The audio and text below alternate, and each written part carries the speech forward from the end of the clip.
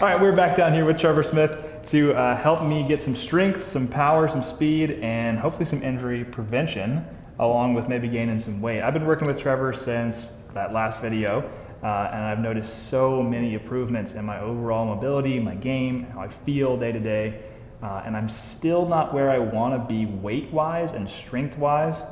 So that's where Trevor's coming in this time, helping me get up to that 200-pound mark we want to hit. And we're going to go through a metric that he has put together for us today of his own creation. It's a combination of two things. What is it again? TPI physical screen and their power and strength testing, and this other pain-free performance specialization created by Dr. John Rusin, looking at how the body moves and diagnosing why someone is experiencing pain in any particular area and what's causing it. We're not going to show you everything because I want to protect Trevor's intellectual property. But if you want to see everything, if you want to do everything yourself, I will leave his link in the comments, or not in the comments, in the description below, and you can contact him yourself. Come down here to Brunswick and play some pain-free and powerful golf. What I'm looking for here, this is going to be core stability, shoulder mobility, and some hip mobility too. You extended your arms and your legs. You were able to get down to the ground pretty easily. Your back didn't arch, anything. You were able to maintain that core stability throughout. That's a good sign. So now we're looking at how stable are we when we move those joints. So we're gonna get into bird dog position. Arms are gonna be right underneath your shoulders. Knees are gonna be right underneath your hips. Same principle. So like right arm, punch forward like that. Okay. Back, left arm, forward, punch, like that, and then same thing all the way around. So with your shoulders, you have a really good passive range of motion, like very, very flexible. The stability back there is what the main issue is. What I want you to do with this one though, is that when you press back that foot, you're going to press back, dragging that toe on the ground all the way out, and then raise. Okay. There's a stability issue in the left glute.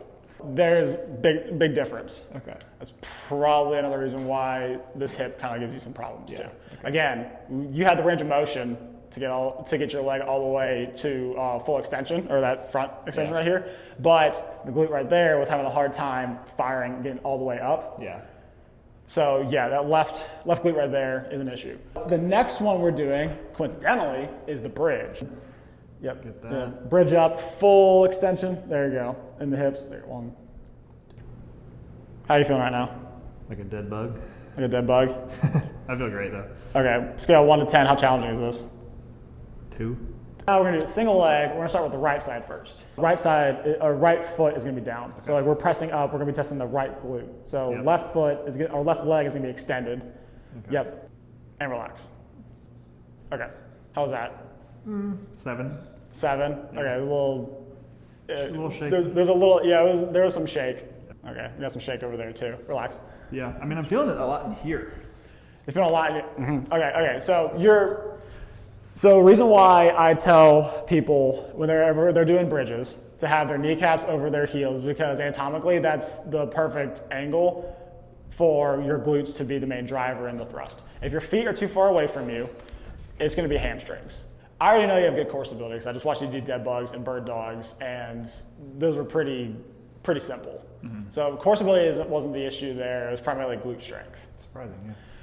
Your glutes are the most active muscle in the golf swing. Yeah, Tiger said it first. If we're swinging correctly, yes. Everybody laughed at him, including me, because I was a dumb kid, when he said that he had to withdraw because his glutes weren't active. And there's a lot of PGA Tour players that have done that, but Tiger got the brunt of it. It's because it's true. Like, if he's not able to actually activate those muscles, there's going to be compensations going on. And around that same time, he was having a lot of lower back problems. That's why. Yeah. That is why. We want to keep the hips loose and the glute strong. That's how you're going to have a healthy lower back and healthy hips. That's a t-shirt. Loose hips, tight glutes. So this one is actually going to be a big one that I have in here. Okay. So we've looked at glute maximus. Now we're going to be looking at glute medius. So that is a big one when it comes to weight shift. This is what I thought you were going to say, and I'm going to tell you right now, it's weak. I know it's weak. I know it's weak. Okay. Oh. Do you know it's weak too? Does everybody know it's weak? It's not personal to you, it's everybody. Everybody has issues with moving in a plane of motion that is not sagittal. Everybody goes to the gym and does your squats and your deadlifts and your presses, which are great exercises. They're awesome. They're great for power production, especially for golf. Don't skip on any of that stuff.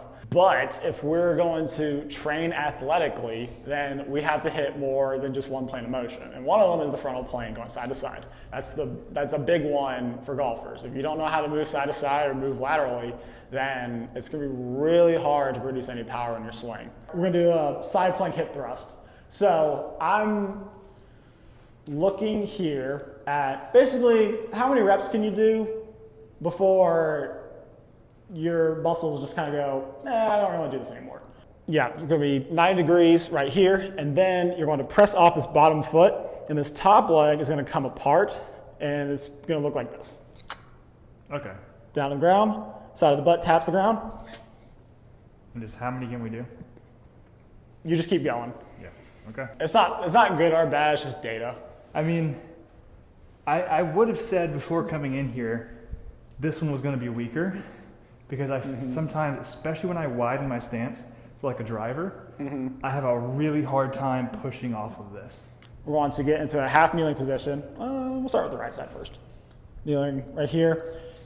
This hip is going to be straight up and down. The knee is going to be right above the heel, just like that. You're going to take opposite fist, long ways, right there. Put that foam roller there, and then keep that heel down as you drive your knee towards. Oh, that was the. What a flex. I'm sorry. It's like easy. It's light work, dude. Easy peasy. All right, so you're going to get back into that half kneel on the left side. There you go. Yeah. So what I want you to do, you're going to take your arms out. Hands are going to be clasped together. And basically what I want you to do, I want you to become a statue. It doesn't matter what comes in and hits you, you're not going to move. Okay. All right? You good? I guess. You ready? Yeah. Oh, God. I'm just kidding. All right, you're good. That's a perturbation test. So I'm trying to see, I'm just hitting you side to side and seeing how stable you are. So hip stability, if you're in this position and you're kind of falling over like that, then that's going to be hips more so. And if I'm hitting your arms and your arms are just kind of going like that, then that's core stability. So as long as we're not moving so much, minimal moving, then we're good to go. So now here, I want to see how you hinge. So we're going to start off, it's just going to be a regular toe touch. So we're just going to be feet together, hinge forward, try to touch your toes, but keep your legs straight-ish. Notice how this is pretty flat while this is rounding? Is that bad? That just kind of continues to show how tight the muscles are back there. Again, this is the part where I'm trying to see how you move now, and trying to see how good your form is, and figure out if you don't have good form, why, and what adjustments can we make to make sure that your form gets better. That's better. That's a lot better. That's way harder. Same thing. What I'm looking at here, you're going to shoot your butt back and up, and you're going to drive this kettlebell. You're almost going towards your heels, but we're not reaching. So if you notice my posture changed when I reached, we don't want that. Down, all the way back up. So I'm gonna look for a set of 8. I'm gonna look at this for a second because we have a whole notebook here, 2 pages, and we haven't written down a single thing. So I don't know if I'm passing or failing. I have all this stuff remembered though, and it's also on video. I couldn't tell if having nothing written down meant I was passing everything, or having nothing written down meant I was failing everything. It just means that it's just another day in the office for me. We're gonna start off, we're gonna do the single arm cable press. We're gonna work our way up to this one.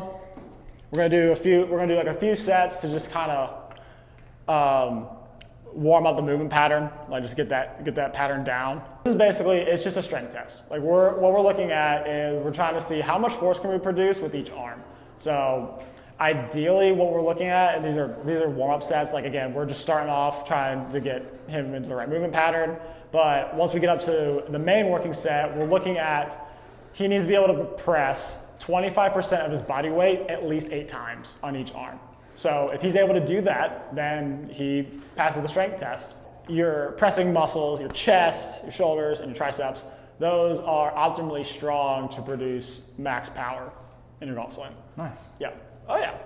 You're good. Optimally strong. Optimally strong, yeah. Efficient, they're efficiently strong. I don't know. I'm not great with adjectives. I can't get any stronger is what he's saying. I've reached human peak. This one is the single arm cable row. We're trying to test pulling and rotary strength.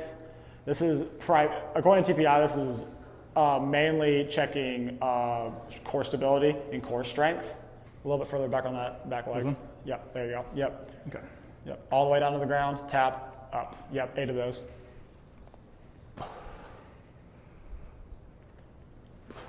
This is what you're supposed to be looking like when you're working out, people. It's not supposed to be easy. So, upper body is obviously sufficiently strong to produce maximum power. Lower body needs some work, specifically that left side. Yeah. Upper body is going to be focusing a little bit more on explosive work, a little more dynamic effort, and lower body, we're going to be strengthening that up. The power test that TPI does, there is a vertical jump, a sit-up throw, and a chest pass. So we're going to start with the vertical jump. We'll see. I went way forward. All right, one more time.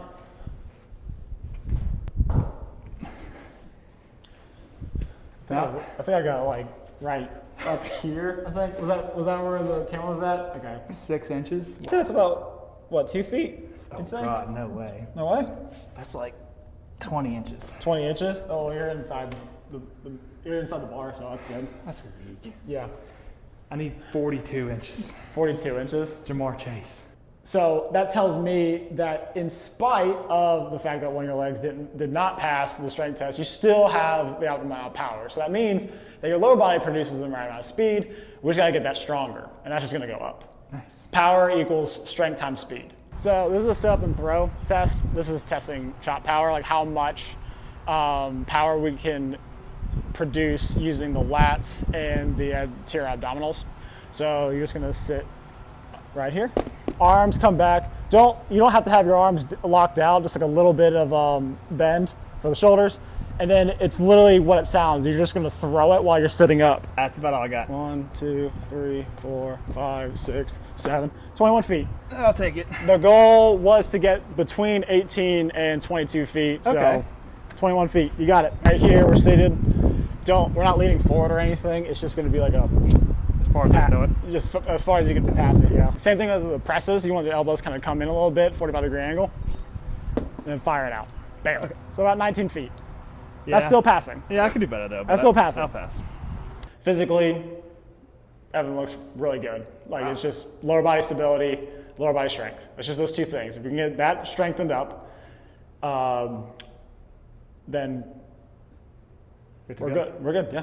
I was not expecting that, I'll be honest with you. I thought for sure it was going to be way worse. I knew the lower body was going to be weak, but I thought for sure I'd fail somewhere else.